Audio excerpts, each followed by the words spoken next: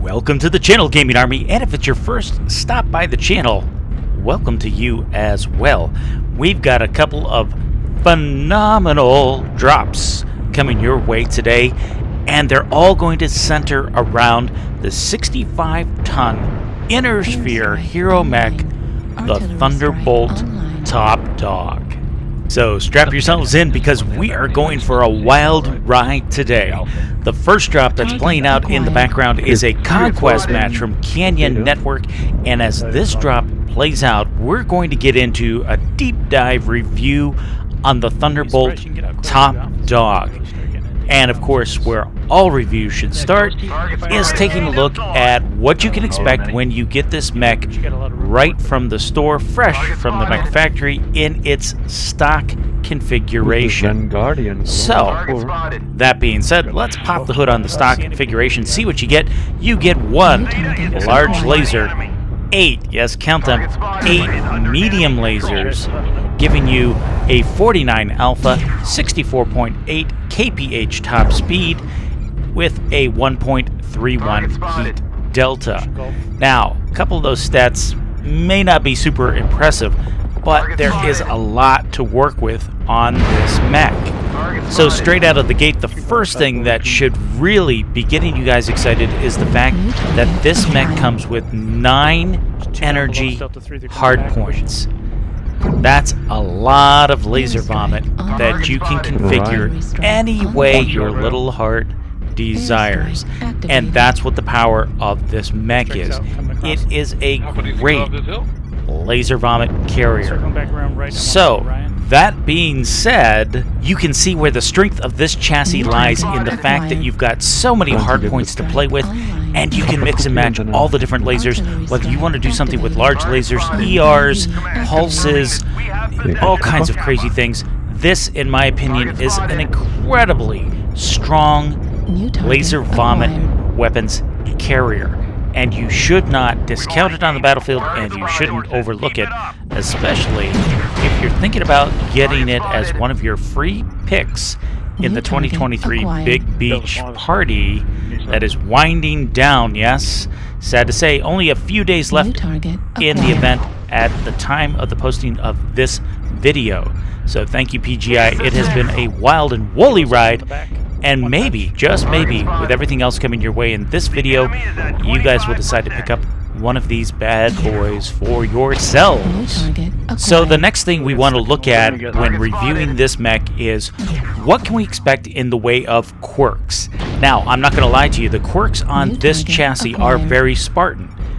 Taking a look at the quirks, it goes something like this. You get plus 10% energy range. That's it. Plus 15 and plus 16% to your structure. The plus 16 is the center torso, plus 15 across the rest of the mech. And guys, aside from it being the hero mech and getting that plus 30% C-bill bonus, that's it. Nothing super fancy, but it doesn't need a bunch of quirks. It just functions and is a monster on the battlefield as is. So jumping into the action on this drop, oh my goodness, there is just so much going on. So basically, this is what happened. I'm dropping with Wong today, so we went the Wong way. See how I did that? And went to the left to get to the Kappa capture point. While we were doing that, our team did the whole potato thing. They NASCAR'd to the right, and we found out that the enemy was trying to get to Kappa as well, so a big fight broke out in Delta 3. I wasn't super worried about that at the time because Wong and I can hold our own, and we had backup in a third mech, an Incubus, who showed up to help us out as well. However, that didn't go to plan. Wong got focused, he's taken out of the game, and the Incubus had disconnected temporarily, so there for a while I was on my own trying to make the best of it as I could, taking on that Orion up in the high ground and the Marauder down in the low ground. Yeah, and that's where we are now. Why I have a right torso that is ready to pop. I've already lost one of my lasers, and the enemy is now starting to push in from Delta 4-ish, Charlie 4-ish, and while we are ahead on caps, they're starting to get the upper hand on kills, which is no good. And what's even more no good is that I finally lost the right torso. So there goes a bunch of my firepower, but that's okay. I'm still in the fight, and we're still going to, yes, reach out and touch the enemy, including the Timberwolf. Ooh, he is fairly fresh. This may not be such a good idea. I'm going to poke left. No, I wanted to peek left, but no, that isn't good either, because here comes a Marauder, and he also has lots of laser. There goes my arm. I'm losing lasers left and right. I'm open CT, open left torso. I have no illusions. This is not going to end well for me. Score is 6-9. We're also losing the trades elsewhere on the board. I don't know if I can do any kind of damage to this Marauder. My only hope is to try and pop through. He pops through my torso before I can pop through his torso. Elsewhere on the board, things have not gone well for my team, and the score is now 6-11, with our Incubus friend who rejoined us being last man standing. I was hoping he could finish off the Marauder. I think it's just too much. Even though I love this Incubus, I don't think he has the firepower to finish off a fresh mech or that much armor. So he's being as evasive as possible. He's got to protect that left leg. And there goes the left leg. He's going to get focused down now. It's only a matter of time because he's lost all of his mobility. Yep, I mean, they're going for the leg sweep. And there it is. So switching over to the end score on this one, while it is a crushing defeat, and we didn't get any kills, we did get 3 assists, and we did a whopping 831 damage in that craziness. Moving on to our next drop. This is going to be a domination match on River City, and as we push in towards the Citadel, we're going to let this drop play out in the background as we continue our discussion on the Thunderbolt, hero mech known as the Top Dog. So our next stop on our discussion has to be about my build. Alright, so it's nothing super fancy, as you can tell by the bottom right corner of the screen, but there are some very interesting things under the hood. So let's pop the hood and take a look at what I've done with my build in the Top Dog. And taking a look at it, it goes something like this. I got rid of the large laser, added another medium laser for 9 medium lasers to make this a medium laser boat. I've also done some additional changes under the hood to the engine and structure, and with those changes, I've boosted myself up in speed from 64.8 kph to 74 kph. The loss of the large laser means I go from a 49 alpha to a 45 alpha. Not that big of a change, but I also pick up a huge boost on the heat scale, going from a 1.31 to a 1.54. Now, something else that might be noteworthy is when you looked at my build, you saw, yes, all of those standard heat sinks all over the place. And that's because actually this is one of those builds where you can get more efficiency out of the standard heat sinks instead of losing slots to the Innersphere double heat sinks.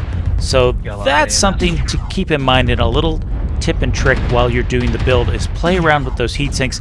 Sometimes the extra slots are better utilized with standard heat sinks, and that's what I've done in this build. The other thing that I'm doing as well is I've set up 2 firing groups, kind of splitting the medium lasers 5-4.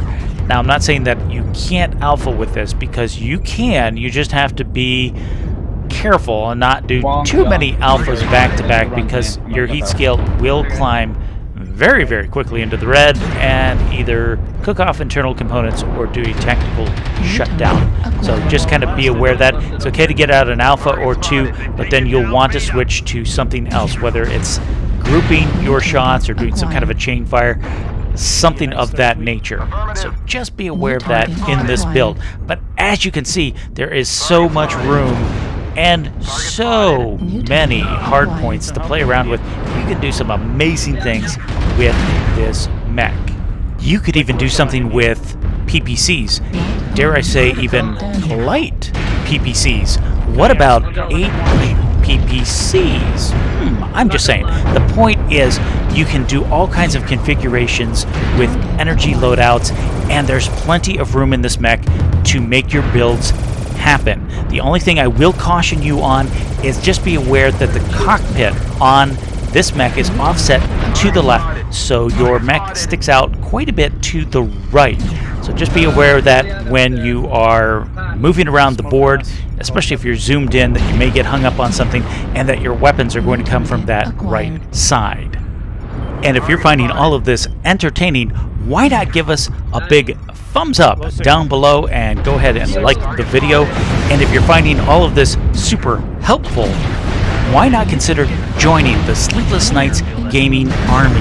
That's right, hit the subscribe button, turn on your notification bell so that you won't miss out on any future content like this. Now, jumping back into the action on this drop, while I cannot recommend pushing in too far too fast and getting yourself kind of stuck in a little alcove up against the Citadel like I did, it still kind of worked out, but it did cost me a lot of armor on that right arm, right torso, because that's what was sticking out of my little hidey hole. I also would not recommend pushing a Thunderbolt. They are a deadly and dangerous opponent.